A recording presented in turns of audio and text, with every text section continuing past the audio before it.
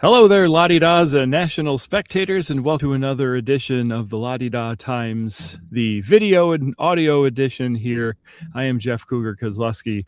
We are getting towards the end of July and beginning of August. That means World Tournament of Historic Baseball is in the back of our minds, but we've got a whole cavalcade of year appropriate games coming up and games that have just passed here, and that's why it is all the more important that we have our resident historian, player, umpire, announcer, you name it, he does it, Marcus Razorback Dixon. Marcus, once again, thank you for joining us, and thanks for holding down the fort while I was away last week.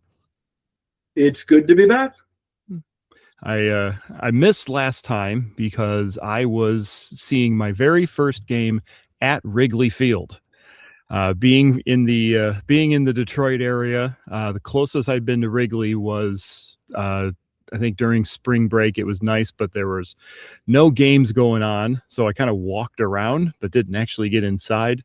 Right. This time though, a friend of mine was taking his dad and wanted his best friends to come with, so it was me and four other guys staying just down the street on Addison, and then we caught the second of the three games between the Tigers and the Cubbies, and this is the one where we saw Framber Valdez went 2/3 of an inning, gave up 6 runs in the first, and witnessed now former Tiger Jake Rogers and Zach McKinstry, 2 position players, both pitching.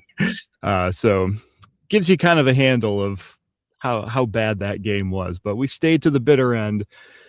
We wanted to see the. There's no bad games at Wrigley, right? That's true. When they call it the friendly confines, that everybody was extremely nice. I will give them that. It was very nice. Not even any of the opposing spectators were giving it to us. So it was a great experience. So to everybody in Chicago, everybody on the north side, we appreciate you, even if it was an absolute butt handing of the Tigers. But we're getting out of Wrigley, out of 1914. Wrigley Field. We're heading back to 1867, sort of. As we get back into the La-di-da season here this coming weekend, we got a fun game coming up here, one with a really good local history tie. But I do want to go back, Marcus, to the previous week where we ventured forward into the 1870s. Give us the highlights, Marcus. How did our game last week go? And for those who may have missed it here, what are we reenacting and how did we do? Well, we were playing a game by the rules of 1879, and the reason for that was that was the first year of professional baseball in Detroit. An independent team, not a team in a league, called Hollinger's 9. Was that first team. They played at Recreation Park, which is down by where currently Harper Hospital is. So we wanted to recognize that history of the first professional team in Detroit. So we played a game by those rules, and there were a lot of differences that we had to get used to. Some things that brought us closer to the game we know today, things like overrunning first base and the modern batting order and some things like that. Pitching was sidearm below the hip. And if you pitched above the hip, it was called a foul balk. And they were serious about that. If you did 3 of those in one inning, the umpire would call the game a forfeit. And we did at one point get to 2 foul balks in one inning, but we didn't get to 3. So the game did continue the whole way through. We also saw foul strikes, which is when the batsman, the striker is now called a batsman, when the batsman steps out of the batter's box. And Mad Dog Gallant got rung up on that one by the umpire, Mr. Rossi, when he hit the ball stepping out of the batter's box. So we were paying attention to all of those things. All in all, it was a good game. It was 9 balls for a walk at that point, and we did get a few times to 7 balls. I don't think we ever got to 9. I might have missed one, but But the pitchers were figuring out how to do the pitching. And Jeff, here's the thing that I found the most fascinating about the game. If you read what was happening in 1879-ish, a lot of the commentary was how the biggest barrier to faster pitching was the catcher. That the catcher, as a human being with no protection, couldn't handle pitching as fast as pitchers were able to pitch. The ball was smaller and harder. It was modern ball size. They were able to whip it sidearm. Masks had come into use, but there was a lot of discussion about how the catchers just couldn't handle pitchers throwing as hard as they could throw. When we saw our game last week, in the first couple of innings, the pitchers were whipping the ball as hard as they could. And then they realized that the ball was unpredictable when it hit the ground and that catchers were having a hard time fielding it, and which was allowing runners to steal bases. And so by the third or fourth inning, the pitchers were pulling back on their pitch speed. So they were finding out in the context of our one game exactly what they were finding out in 1879, which was, you need to pitch in a way that can be handled on the other end of the play. And so, of course, that led in not the too distant future to the creation of a chest protector and then down the road to shin guards. But it was just fascinating to see exactly what they talk about, that Chadwick talked about was happening in our game. So it was all in all, I think it was a really good experience. People enjoyed it. I think many of them were happy to be getting back to 1867 this week and we'll make another jump, but I think they were looking forward to getting back to the familiar rules. Do you think it made a difference that we were going 12 years into the future to like a normally from 1867 to 1879, or is there really truly so many rule changes in a 12-year time period that the game was, I don't want to say unrecognizable, but you needed a whole lot more help to that? Do you think there's something there too? Well, think about anything that ever happens at work. Nothing at work ever gets simpler. It always gets more complex, right? More policies, more rules. And that's what was happening in baseball as well. And by the way, we'll see the opposite of that when we jump back to 1859. The game gets simpler. But as we go forward to 1879, the game was more complex. There were more rules, and there were more nuances to the rules and more exceptions. And so it was quite a jump. I think if you go year by year, there aren't that many years where the game is completely revamped. But if you jump 12 years in the future, it felt a lot different. The field was marked differently. The pitching was different. The base running was different. The balls and strikes were different. There existed a strike zone. So it was a pretty substantial difference, but it's still baseball. It's still, 4 bases and you go around them and you score a run. And so people knew what they were watching, but it's always helpful. One of the things I like that we do at Greenfield Village is we have somebody there, often me, but not always, to help say, okay, this is what just happened on the field, because there are so many unusual things. Yeah, and I think that's also one of the big perks of living history in general. Is it's you can read it in a book or you can watch it on a video or something like that, but until you actually get out and do it, I like to see in person these people actually going through these rules and going through these policies. That's when it actually feels like this is coming to life. And I think that's something that we at the Henry Ford really strive to do. And I think in the last couple of years to kind of show not just 1867, but now really in a sense, almost 40-year stretch of baseball history. And so with that, we're going to jump, from 79, 20 years beyond that to 1859 coming up here this weekend, Marcus. So let's start with, since we were looking at Detroit's history in 1879, let's talk about Detroit's history in 1859. What's going on baseball-wise in Detroit in 1859? We'll save the rules for just a hot second here, but let's talk about contextualizing it. Where is Detroit in 1859? Well, in baseball, what happened in 1859 was there was a baseball game. Actually, there were a few, but 1859 was the first year that there was a game between two opposing clubs using the New York rules of baseball, which are the rules that we are familiar with. As a side note, we are going to be demonstrating the Massachusetts rules of baseball in a few weeks. But the New York rules, that was the first time that a game between two clubs had occurred in Detroit. There had been a team that was founded in 1857 called the Franklins. And they were created, but they never played anybody. They played some intramural games.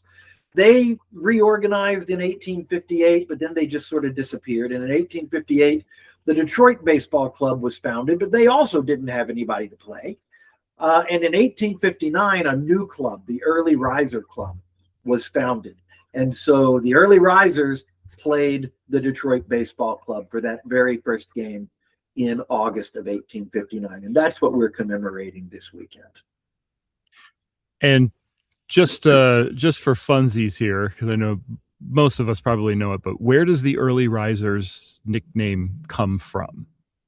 Well, it's not at all uncommon in those days that there were baseball clubs that were named in honor of someone, sometimes sort of in a not really evident way. I mentioned the Franklins. They were named after Ben Franklin, and he was a printer. Many of those people were princemen and newspapermen.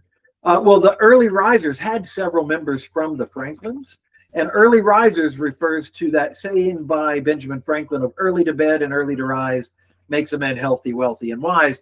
And the Early Risers were a club that was primarily younger men, and they met for practice at 4:30 in the morning down at Campus Martius. So they were, in fact, Early Risers, and that was where they adopted their name. So Detroit in 1859, we finally have a game. We have an actual game played. So we know that it was played. Do we know where? We do.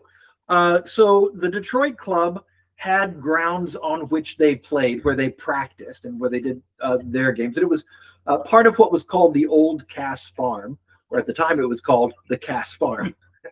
Now often called the Old Cass Farm, which was a ribbon farm. And we know that the field that they played in was right about where Cass Park is now. So if you know where the Masonic Temple is, it is essentially, Cass Park is right across the street from the Masonic Temple. So in between the Masonic Temple and Cass Tech High School. And so right in that area between, right around Temple Street between 3rd Avenue and Cass is where that field was and where they played. And it's funny you mentioned the Cass Farm area here, and not to stray from the baseball and to my own horn with it, but we also know they had a hockey team too that would have been playing right around the same area. So it's all about recreation. Maybe some of the same guys, years down the line, played both baseball and hockey. But nevertheless, here, so we have a game, we've got a location, we've got rules as well. And we'll talk about our game in 2026 in a moment here. Marcus, what do we know about that 1859 game between the Detroit Baseball Club and the Early Risers? Well, one of the things that was interesting about it was the Detroit club. It's not that they were wealthy, but they were kind of mostly well-established folks. And they very quickly came to be seen as the experts, and of course, in a few years, they will be the host club of the World's Baseball Tournament in 1867. But they were kind of seen as experienced and mature gentlemen players who really knew the game. And the Early Risers were seen as these younger men, and they were a little bit of upstarts. And so when the game was set to be played, the Detroit Baseball Club, as the more experienced club, remember, they'd never played a game against another club either, but they had played internally. The newspapers say that they offered the Early Risers odds, which is a little bit of an unusual phrase for us now. It sounds like gambling, but it wasn't. What that meant was that they offered them, as the newer club, the less experienced club, they offered them 5 outs per inning. To help make it a little bit more fair. They offered them 5 outs per inning. And the early risers said, no, thank you. We will go in. And as the Free Press said in their account, with true young America spirit, the early risers went in to play the game, expecting to be beaten, which they were, but they went in ready for a combat on equal footing. And that's how the game was played. And I know Peter Morris talks about, this idea of the young American spirit and, baseball fever, and how like even it's so important that in that kind of that first year or in those early games that that you're going to get beat. And you're probably, especially if you play some of the more experienced teams, that there's value in the loss, because it's almost worth it based on what you know. But in those days in Detroit, still feels like everybody's kind of learning, though. I mean, we're not exactly talking, hardened veterans. Absolutely. Not like us. We've played all our lives. Those guys are just kind of starting to come into the game as well, right? Yes, very much. I mean, and they had been practicing for a year, and a couple of the Franklins made their way to the Detroit club, so there certainly was. It wasn't that they were walking onto the field never having played this game before, but they were. It was the first game between clubs that ever been played. So there was a little bit of figuring things out for everybody involved, I think. So we're going to play this game, and it's kind of special that we're doing it. This is a game that the La-di-das are getting the weekend off, so to speak. And we're actually having the early risers who have a full season, on their own. They are taking a day to come. So in a sense, we're having the early risers, of the 21st century, coming in for this game. What are we, as I guess the La-di-das, sort of, how are we going to help make this game feel more authentic? Well, in the years past, we have at times fielded a team for the World Tournament that suited up as the Detroit Baseball Club. And so we do have a little bit of uniform approach that fits the Detroit Baseball Club. It's not an accurate uniform to the Detroit Baseball Club, but we will present the Greenfield Village team as the Detroit Baseball Club to play against the early risers. So you won't see the La-di-das on the field during that game. And we really do appreciate having the early risers come in. Now, one thing I have to tell you, just as a quick little aside, back in 2009, we were playing the tournament on August 9th, which was the anniversary of this game. And the team that I captained, which was the Nationals that year, was set to play the early risers on the actual 150th anniversary of this first game of baseball. So we suited up as the Detroit Baseball Club instead. It was an 8 a.m. game. Nobody knew, nobody saw it. We were the only people who knew what we were doing, but it was really important for us. We felt something kind of special in that game, and it's a delight to be able to come back and replay that anniversary, several years later. But we did recognize it with the early risers on the actual 150th anniversary. So we will be playing with the Detroit Baseball Club and the early risers on Sunday. And again, we are very appreciative of the early risers for coming in. It's a story that we think is important to tell for baseball history, especially baseball history in Detroit, to have two teams to play by the rules of 1859. I'm glad we did it. Glad we did it once. I'm glad we did it on 150th anniversary. For anybody who knows anything about the World Tournament, you do not want to play the 8 a.m. game on Sunday. It is brutal. When that comes to be here. But getting away from that, let's get into 59 here. And I know what a lot of people are going to be wondering here is the difference between 1867, which is our normal rule set, and 1859. So how, Marcus, are these 2 years different? I mean, we're talking 8 years. Maybe it's a little bit, maybe it's a lot. 67 to 79 felt like a lot. What's the 8-year difference here between 59 and 67? Well, the main thing, like I said a minute ago, is that the game is essentially simpler. One of the things that people will notice as soon as they get to the field is there's no markings on the field, or very few markings. The bases are out the way they are now, 90 feet bases, but there's no foul lines and there's no foul flags. Those just weren't really there yet. So the umpire had a nice little challenge trying to make those foul calls. There is a striker's line, as we have in 1867, but it may or may not be marked in chalk. There is a pitcher's line. In 1867, that line is 6 feet across. In 1859, it's 12 feet across. So the pitcher can be 6 feet off of center to bring the ball in. And also, there's only one line. In 1867, we have 2 lines, and the pitcher has to operate within those. In 1859, there's just the one line, and it was possible for a pitcher to take a run-up, like in cricket, if they chose to do so. So those are some of the things there. Called strikes were created just the year before in 1858, but there are no called balls. Those won't come until 1864. So it's possible that some strikes will be called, but no matter what the pitchers do, there won't be any called balls. The ball is a little bit different. It's bigger and heavier, and I always want to acknowledge that the Henry Ford does get it right. We go and make sure we've got balls made to the spec for the year we're playing. And we again have contacted Corky Gaskell, who hand makes balls for many different years and does a tremendous job. So we will be using, as they would have been, hand wound balls made to the specs of 1859.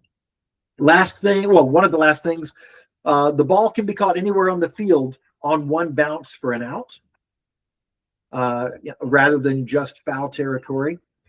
And one that is going to be a little confusing for people is when there is a force play, if there are runners on base and there's a force play, if the earlier runner or batter are put out, the force remains in effect. So imagine there's runners on first and second. The ball is hit to the first baseman.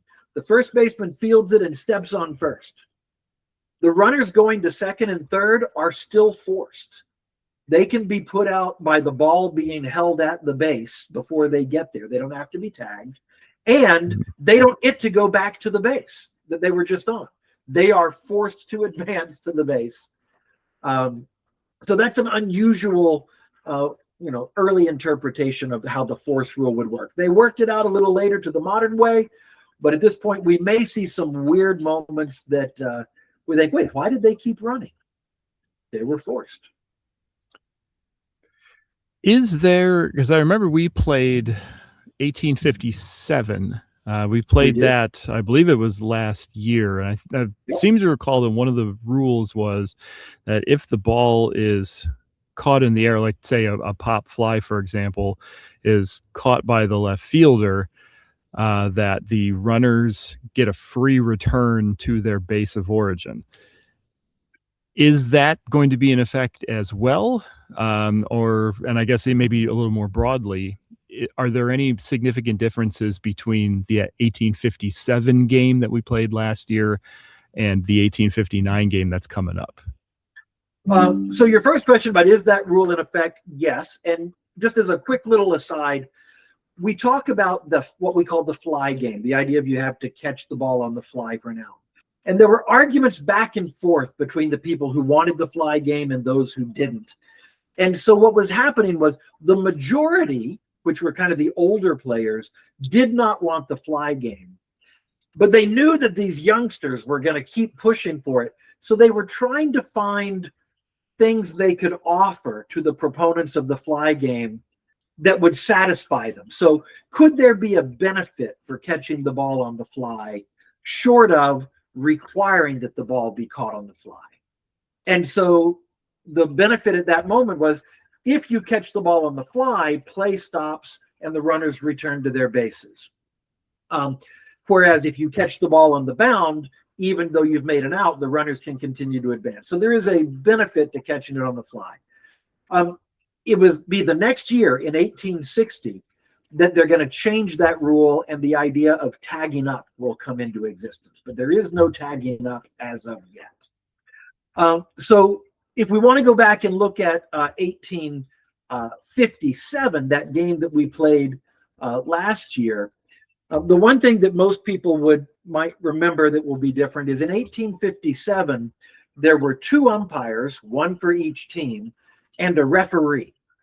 So that the 2 umpires would each be designated to make a call on the bases, and if they disagreed, then it would go to the referee. But they very quickly realized that since each team provided an umpire, those umpires were always going to side with their team, so everything always went to the referee. So they eliminated the umpires, kept the one referee, and renamed him the umpire. So that's one thing that people might remember. The ball is a little different. It was even bigger and heavier in 1857 than it is now in 1859. And then the last major thing that we would see would be that the idea of a called strike had been created. So that would be the last one that would be. And there are a few other minor things here and there, but those are the biggest things. Real quick, the idea, so we can catch the ball on one bound. It's, called the bound game. For example, here they can catch the ball on one bounce. So going back to your example, there's runners on first and second, and the batter hits one that is caught on one bound by the left fielder. Are the runners obligated or forced to run at this point?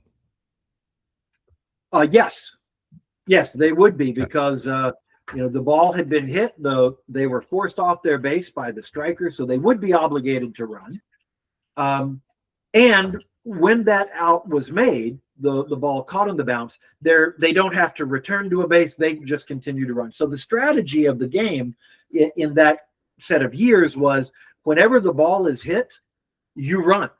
You just run. You don't stop. Because if it's a foul ball, you also get to return to your base.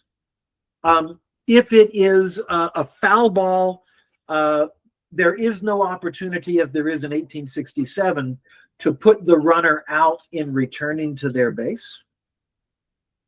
So on a foul ball, they just return to their base. And so really, whenever the ball is hit, you just run. If they catch it, play stops and you go back to your base. If they catch it on the bound, you're free to keep running. If it's a foul ball and they don't catch it, you return to your base. If it's a foul ball and they do catch it, you return to your base. So whenever the ball's hit, you take off. And so, because I know we're going to have some outfielders with itchy arms, if in the example, the left fielder is, got an eye on somebody, a runner on first is not very swift, he's a slow runner, is that person put out on a tag or put out on a force out if they're trying to get him out? So the runner on first, let's say it's a short bound catch to left field. The outfielder should be able to catch that ball on the bound, throw it to second, and they're out on the force. Okay. So it's still a force out. It's still a force out, but the strategy there, the better strategy is to catch the ball on the bound. Because if you caught it on the fly, the runner would just get a free return to the base. If you want to get the double play, you take it on the bound so that they are forced to advance. Okay. So even though the game, may seem simpler or maybe a little more rudimentary, certainly compared to, 67 or 79 and all this, there is still strategy going on, right? Oh, 100% their strategy. Okay. Real quickly before we wrap up here, how about pitching? Because we know that, especially here in Michigan, there's all different levels of pitching with regard to speed and creativity, swiftness and high and low and all this. What does Chadwick say, or what do the texts say about what pitching looks like in the late 1850s? Pitching was the rules of pitching are the same in that it's a straight arm underhand delivery. But we also know that as early as 1858, I've seen, and Mr. Hunkley has referred to several examples, they were referring to people pitching with, quote, exceeding velocity. Now, what exactly does that mean? I don't know. But the first superstar of baseball, Jim Creighton, he got his start early, and he started playing in 1857. And by 1858 and 59, he was known throughout the baseball world for the speed and control he had over the ball. And it's often reported that when he pitched against the club he'd not played before, they didn't know what to do with it. So he was leading the way with swift pitching, and others were beginning to emulate that. But it wasn't widespread swift pitching, but it was never a lob. In baseball, it was never a lob the way it was in some other bat and ball games of the era. Okay. All right. So that's so coming up this weekend, the Detroit Baseball Club, aka the La-Di-Da's Nationals, will be welcoming the Early Riser Baseball Club to Walnut Grove, playing by the rules of 1859. This is, for what we can tell, this is a one-time only thing for this season. We may pick it back up again in the future, but as of now, if you want to see 1859 baseball, this is going to be your chance, and this is going to be your shot with it here. Before we go, let me Marcus. just tell one quick thing about the Early Risers. This is one of the things I've always found the most poignant about this era. Every year, the newspaper would report when a team was having their organizing meeting for the year. And so in 1859, there was an article in the paper that said a new club is being formed, and then it reported on this game and some other games that the Early Risers played. And then in 1860, in April, there was an article that said the Early Risers are having their organizing meeting, and then they reported on the games that the Early Risers played. And then in 1861, in April, early April, there was an article that said the Early Risers are having their organizing meeting for the year, and then they don't appear in the newspaper again. Why was that? Because in April of 1861, the Civil War started, and a very large number of the Early Riser Club went and joined, and many of them didn't return from the Civil War. And the Early Riser Club essentially ceased to exist in 1861. Now, there wasn't much baseball being played during the Civil War at all, but the Detroit Baseball Club continued to exist. But the Early Risers, they appear, they have their organizing meeting in 1861 in early April, and then comes Fort Sumter, and then they're never reported on in the free press again. And I just thought that's always just a poignant moment of our history and how baseball intersects with other things that were happening in the world. Yeah, well said. So thankfully, the banner of the Early Risers was picked up. A huge thanks to Rob McCollum for picking it up. Golly, would have been almost 20 years ago. It feels. Yeah. To reform the Early Riser Club, and to see them still going strong. And we've seen them at various tournaments and exhibitions and single individual games, all around Michigan, and even since here all around the Midwest and the Northeast here. It's great to see them keeping that alive here, and again, we are very thankful that they would give us a weekend day to recreate this, for us, to help us tell the story here. So big thanks to the early risers, and a big thanks to you, Marcus, for the research and the organizational efforts. It truly takes a village to be able to put this together, pun completely intended. And so we all give thanks to you. And for anybody that's watching and listening to this video, if you have the chance to come in this weekend to catch the Detroit Baseball Club versus the Early Risers, to see 1859 baseball, make sure you come in and see us here. Marcus, we appreciate you, my friend. Thanks for coming on board here tonight. This will be a fun game. I'm looking forward to it. Yeah, and it should very well be. I have prepared authentic 1859 humor. Oh, and for those who don't know, Marcus, is more regularly our announcer for the game, but there comes a segment during the course of the game where he tells jokes, but they are of the period. Marcus, give us the basics of how the jokes came to be. Well, I thought, we try to talk about what's happening in the world at that time. I try to talk about what's in the newspaper other than baseball. And I thought, well, it'd be good to maybe share some other things. And I saw in the newspaper, they would sometimes publish a column of humorous sayings or jokes. And then I'm going to step out of the camera just for a moment. I found a